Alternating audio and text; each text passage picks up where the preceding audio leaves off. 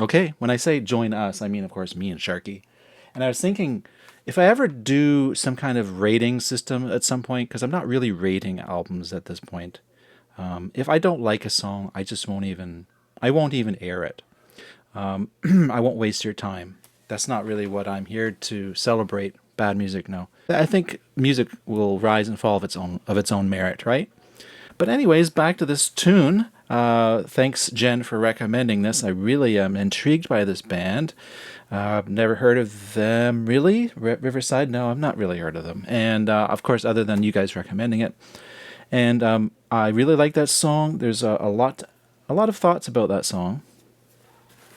For example, the inevitable comparisons. You know, when you're listening to something new, you always make some little references. Oh yeah, that reminds me of that. That reminds me of that. So of course I was reminded of Rush a little bit. I was reminded a little bit of Yes.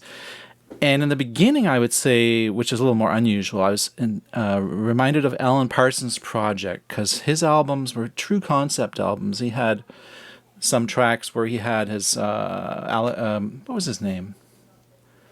He was a composer and he had the orchestra thing going and he'd write orchestra parts. So some tracks were like little mini symphonies and then it would lead into different tracks. And this song kind of reminded me of Alan Parsons in that sense because he always had instrumental tracks on every album as well, you know, as well as the vocal tracks. There was instrumental tracks that served as kind of pivot points, you know, leading between different tracks or whatever. And so a nice sweeping broad vision this band Riverside has. Obviously, there was a nice build up. It was very gradual, not rushed, and it felt really like it was just at a nice pace. It was nice to listen to all the build ups of adding instruments and then adding parts, and then it got really huge.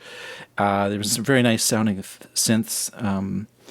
Some it sounded almost like some Middle Eastern a little bit, you know, sort of international feel there. Anyways, soloing very nice tones in the guitar.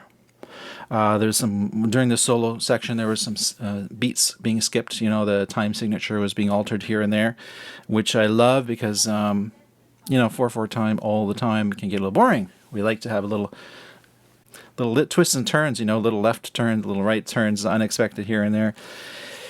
Yeah, there was a lot of parts that reminded me of spy movies. It sounded like it could be part of a spy movie.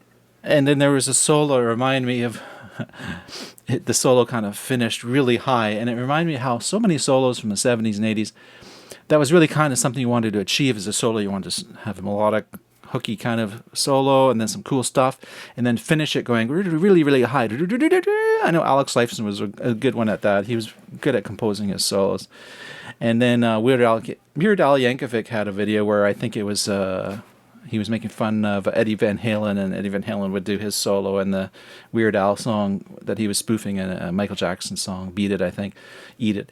And then at the end, he explodes. Now, I think, I'm hoping I'm not misrememberizing that one, but I think that's what happened. But that's sort of like, you know, what solos are all about. It's like exploding at the end of the solo, you know?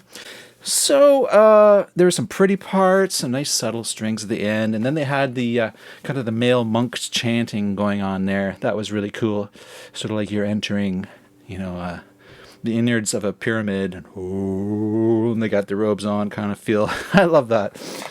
I love all that stuff. So that's it, spiraling on. Make sure you subscribe. Up next, I'm going to be doing another album react, a full album react, and it's going to be a Tool album that I've only heard, I think, one song off of. And since I've done so many Tool albums, single song by single song, I can't really do a full album react on any one of them. So we're going to go back and do Undertow. That's one that I can pretty much pull off. So that's what I'm up to next. And so we'll be ready for those videos to keep rolling out this week. And thanks again for all of you for watching and spiraling out at Dean. Talk to you later.